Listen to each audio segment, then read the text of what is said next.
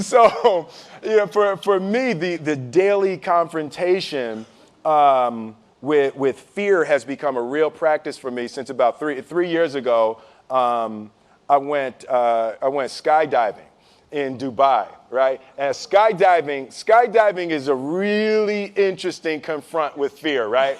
So I gotta stand up. I'm sorry, I gotta stand up. All right. So all your friends, what happens? You go out. I dropped my thing. Yeah. So what happens is you go out the night before and you take a drink with your friends, and somebody says, "Yeah, we should go skydiving tomorrow."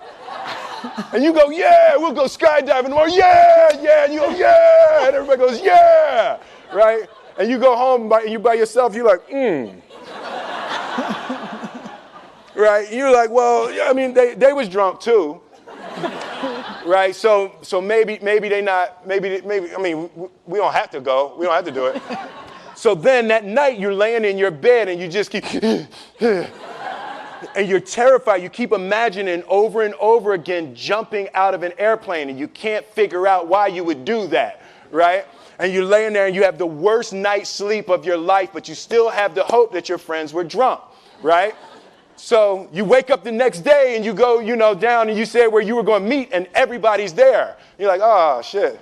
All right, cool, right? So you get in the van and you don't know that your friends had the same night that you had because they're pretending like they didn't. They're like, "Yeah, man, my uncle's a Navy SEAL, and this is going to be great. I've been looking forward to this." And you're like, oh my God.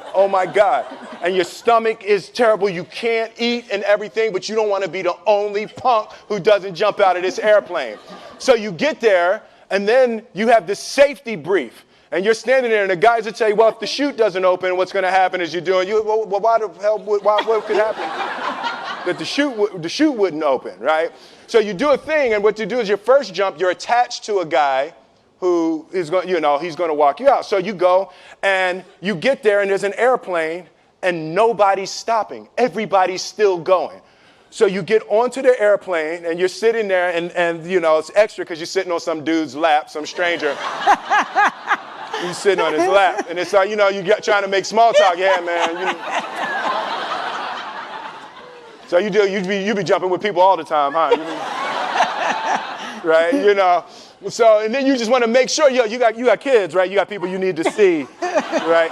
You just want to make sure he's serious, right? So you get in there. So everything's normal. So you fly and you go up to 14,000 feet, and you notice there's a light. It's red and it's yellow and green, right? So right now the light's red. So then you start thinking at some point the light's going to go green, but you don't know what's going to happen, right? And you wait, and it goes yellow, and the light goes green, and somebody opens the door, and in that moment you realize you've never been in a freaking airplane with the door open. Right? Terror. Oh, sorry, I'm spitting. Oh, sorry. No, terror, right? So you go, and then if you were smart, you sat in the back so you don't go first, right? And then people start going out of the airplane.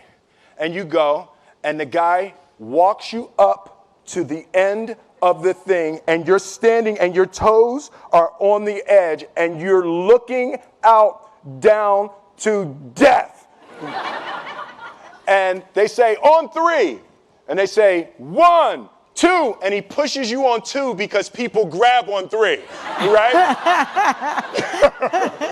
Right? And you go,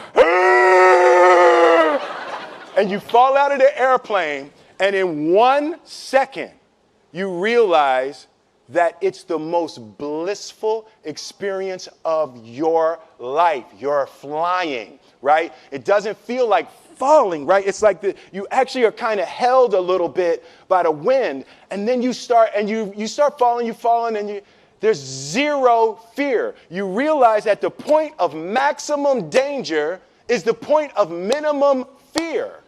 It's bliss. It's bliss, and you're flying, right? And you're doing that, and then 20 seconds, 25 seconds, 40 seconds, and you have enough time to just kind of be like, oh, shit, that's that building. I like that one. Oh, you can see the ocean. right? You start doing all of that. And the lesson for me was, why were you scared in your bed the night before? What do you need that fear for? Just don't go. Why are you scared in your bed 16 hours before you jump? Why are you scared in the car? Why could you not enjoy breakfast? What did you need that? The fear is fear of what? You're nowhere even near the airplane. Everything up to the stepping out, there's actually no reason to be scared. It only just ruins your day. You don't have to jump.